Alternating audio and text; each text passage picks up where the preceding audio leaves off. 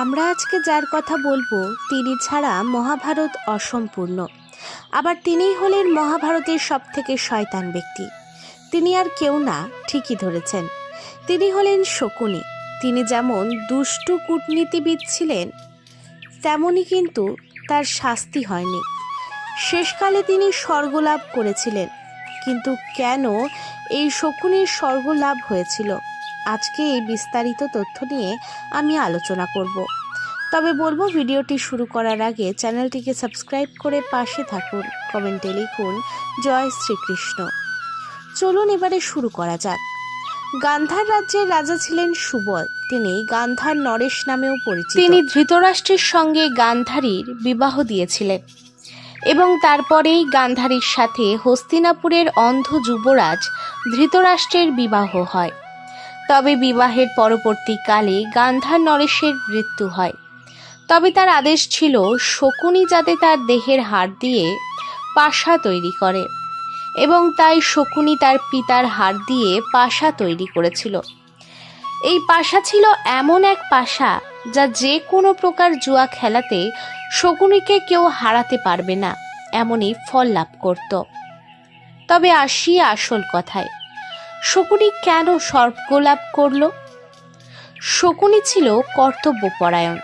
তিনি কুটিলতা করেছেন ঠিকই, তবে তার কর্তব্য থেকে সরে যাননি। তার পিতা ও পুরো পরিবারের অপমানের বদলা নেওয়ার কারণে শকুনি আজীবন চেষ্টা করে গেছে। তাই যখন শকুনির মৃত্যু হয়, তখন এই কর্তব্য পরায়ণের জন্যেই তার স্বর্গ লাভ হয় এবং তার জন্য স্বর্গের দুয়ার খুলে যায়। জানা যায় শকুনির মতো দুর্যোধনেরও স্বর্গ লাভ হয়েছিল। তবে তারা এত পাপ করেও কেন তাদের স্বর্গপ্রাপ্তি হলো? কারণ তিনি যে তার পরিবার ও তার লক্ষ্যকে সামনে রেখে কাজগুলি করেছিল, সেগুলি ছিল অত্যন্ত নিষ্ঠার সহিত। কারণ তিনি সর্বোপরি পরিবারের কথাই মেনেছিলেন। কুরুক্ষেত্রের যুদ্ধ শুরু হবার আগে শকুনির পুত্র উলুক দুর্যোধনের দূত হিসেবে দুর্যোধনের শিখিয়ে দেওয়া অভদ্র অশ্লীল কথাগুলি পাণ্ডব পক্ষকে গিয়ে শোনালেন। সহদেব সেই শুনে ক্রোধান্বিত হয়ে শপথ করলেন যে শকুনির সামনে প্রথমে উলুককে হত্যা করা হবে, তারপর তিনি শকুনিকে বধ করবেন।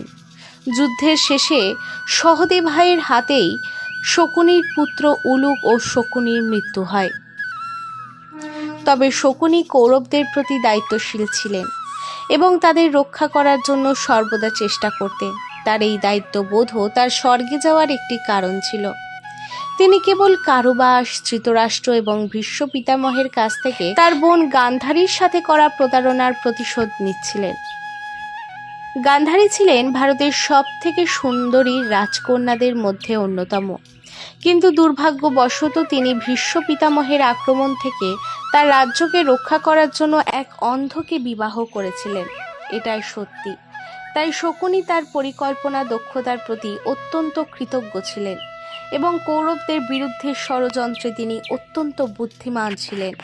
ভীষ্ম পিতামহের রাজস্ব ধ্বংস করার জন্য তার প্রতিজ্ঞা ছিল। এই কারণেই সে স্বর্গ পেয়েছে। তবে আশা করি বুঝলেন কেন শকুনির স্বর্গলাভ হলো, কেনই বা তার মৃত্যু হয়েছিল। তবে আজকের ভিডিওটি এই পর্যন্তই। কোনো কিছু ভুল ত্রুটি হলে ক্ষমা করে দেবেন। ভিডিওটি ভালো লাগলে সাবস্ক্রাইব করে পাশে থাকবেন। এরকম আরও ভিডিও বানাবো। কমেন্টে আপনাদের ভালো মন্দ কথাগুলি শেয়ার করবেন। আপনাদের কথায় আমি আরও এগিয়ে যাওয়ার সাহস পাই। ধন্যবাদ। দেখা হচ্ছে অন্য কোনো ভিডিওতে। যাওয়ার আগে শেষবার বলে যান জয় শ্রীকৃষ্ণ, জয় রাধা মাধব, রাধে রাধে।